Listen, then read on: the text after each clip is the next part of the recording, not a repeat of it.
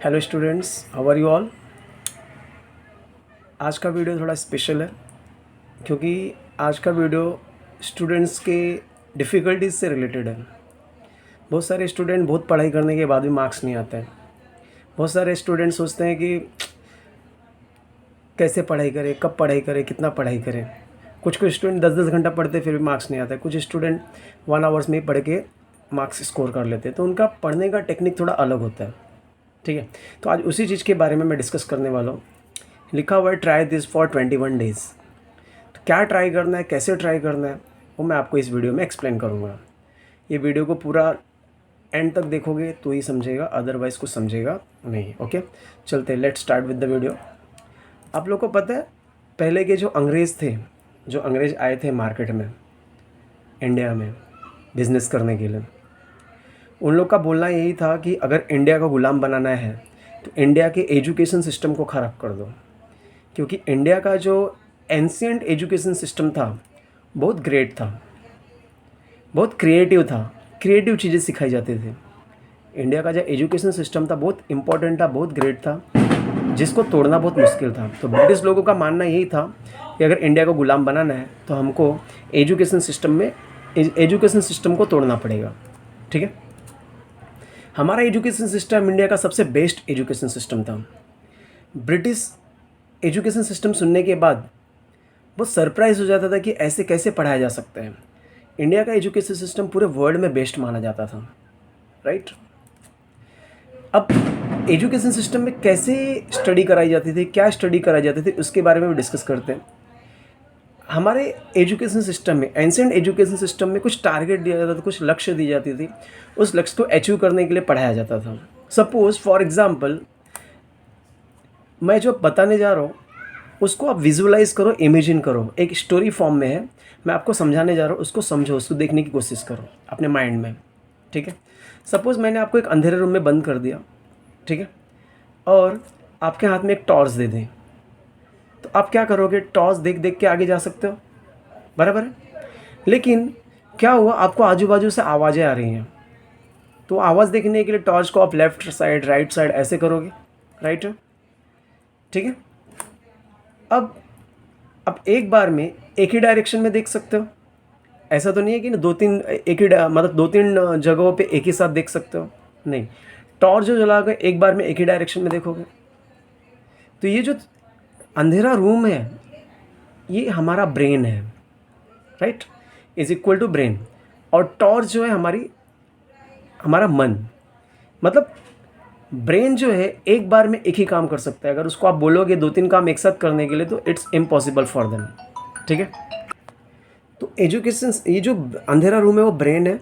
और ब्रेन जो है, ब्रेन की कैपेसिटी क्या है? एक बार में एक ही काम कर सकता है। ओके, तो ये आपकी ड्यूटी है कि ब्रेन को सही डायरेक्शन दिखाया जाए। ब्रेन को कौन से डायरेक्शन में चलना है वो डायरेक्शन उसको पता रहना चाहिए। सपोज़ फॉर एग्ज़ाम्पल, आप रास्ते पे जा रहे हो, 1 घंटे चल रहे हो, 2 घंटे चल रहे हो, 3 घंटे चल रहे हो, चलते जा रहे हो, आपको यही नहीं पता कि आपको जाना कहाँ है। लेकिन अगर आपके पेरेंट्स ने बोला कि जा करके साबुन लेके आओ, तो आप क्या करोगे? 1 मिनट में, 2 मिनट में, 10 मिनट में टारगेट ख़त्म कर सकते हो। तो ब्रेन को क्या करना है? आपको टारगेट देना है। क्योंकि ब्रेन को जब तक टारगेट नहीं दोगे वो ब्रेन काम करेगा ही नहीं, ब्रेन को समझेगा ही नहीं काम क्या करना है।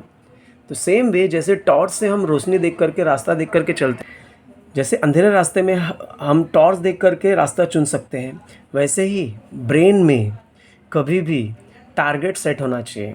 और टारगेट सेट करने का काम कौन करेगा? हम खुद।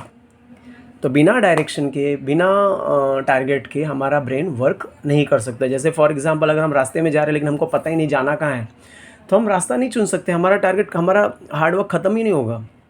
तो ऐसे तुम 10 घंटा चल लो तो भी आपको रास्ता मिलने वाला नहीं है। लेकिन अगर आपको पता है कि आपको जाना कहाँ है तो आप टारगेट सेट कर सकते हो।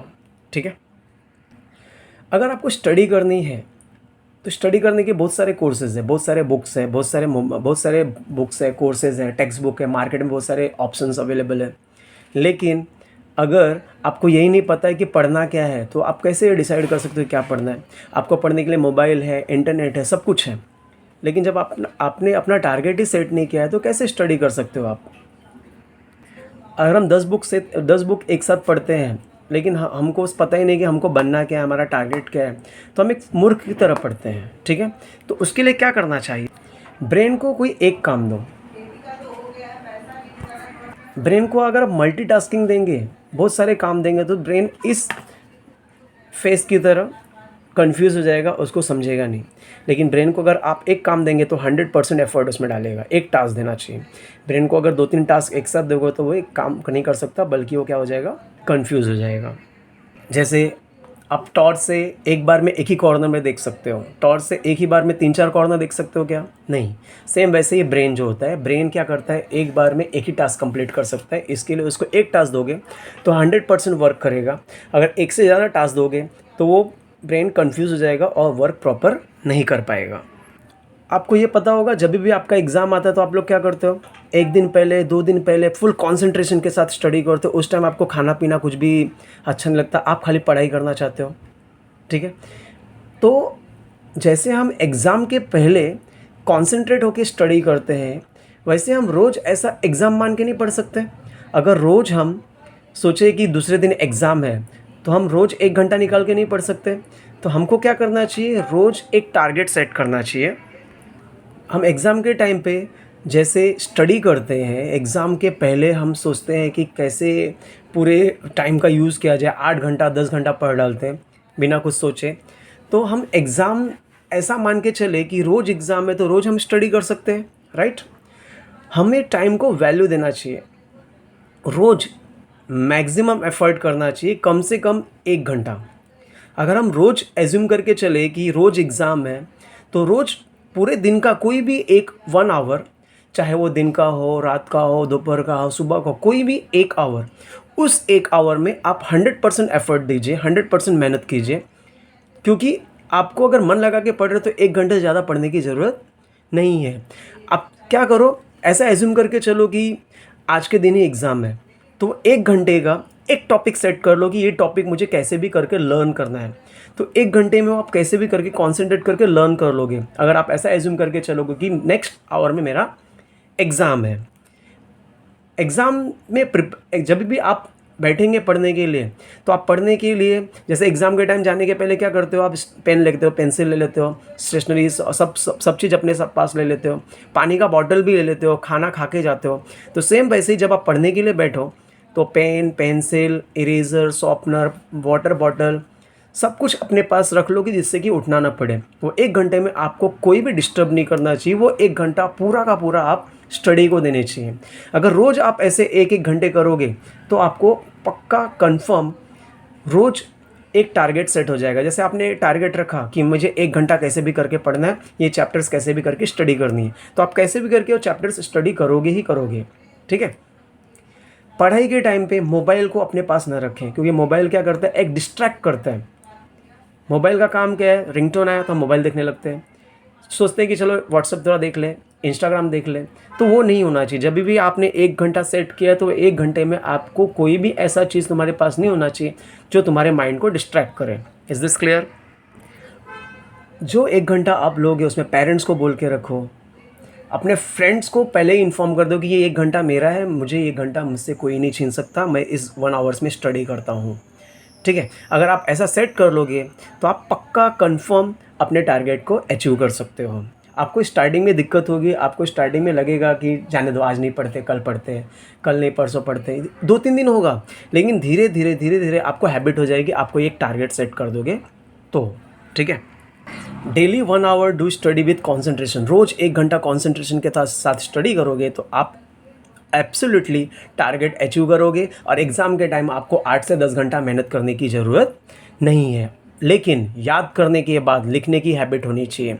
जो आपने पढ़ाई की है, अगर 2 क्वेश्चन याद करो तो 2 क्वेश्चन आप कम से कम 2-3 बार लिखो, तब जाके आपका जो आप याद करोगे मेमोराइज हो जाएगा, आपके माइंड में बैठा रहेगा।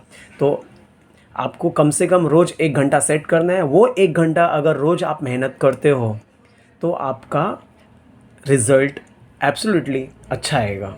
ठीक है, तो आपको कम से कम रोज़ 1 घंटा मेहनत करना है। आपको स्टार्टिंग में दिक्कत आएगी, स्टार्टिंग में प्रॉब्लम होगा धीरे, लेकिन धीरे धीरे आप अपना टारगेट अचीव कर सकते हो। ठीक है, आई होप आज का वीडियो आपको अच्छा लगा रहेगा और आप इस रूल को फॉलो करोगे। ठीक है, वीडियो अगर अच्छा लगा रहेगा दूसरे को शेयर करो और सब्सक्राइब करो, ठीक है। Thank you, have a great day.